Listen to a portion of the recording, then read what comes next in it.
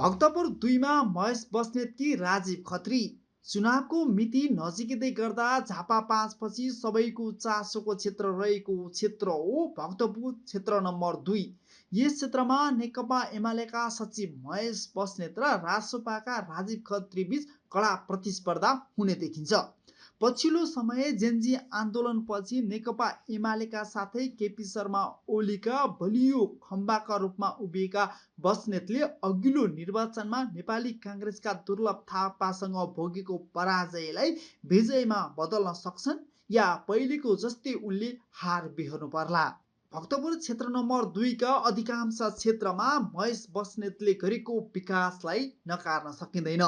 यहाँ उनले राम्रै विकास गरेका छन्, तर पछिल्लो समय उनको बोली र व्यवहारले बिच्किएका भक्तपुरवासीले कि उनको कामलाई विश्वास गर्लान्, उनलाई विश्वास गरेर मत दिएर आफ्नो प्रतिनिधि चुन्लान्, या देशभर रवि र बालेनको जुन क्रेज छ त्यसको अगाडि उनले गरेका विकासका कामहरू ओझेलमा पर्लान्। अघिल्लो निर्वाचनमा काठमाडौँ महानगरपालिकामा मेयर उठेका बालेन शाहको विरुद्धमा बोलेका कारण उनले हारेको भन्ने जुन भनाइ छ, के यसपटक पनि रवि र बालेनको विरुद्धमा लगातार उनले बोलिरहेका छन्, स्ट्याटस हालिरहेका छन्, यसको प्रभाव उनले चुनावमा भोग्नु पर्ला। राजीव खत्रीलाई उनले पराजय गरी आफ्नो किल्ला गाड्न सक्छन्, या तपाईहरूलाई के लाग्छ भक्तपुरमा महेश बस्नेतलाई हराएर रासोपाका राजीव खत्री विजय होलान्?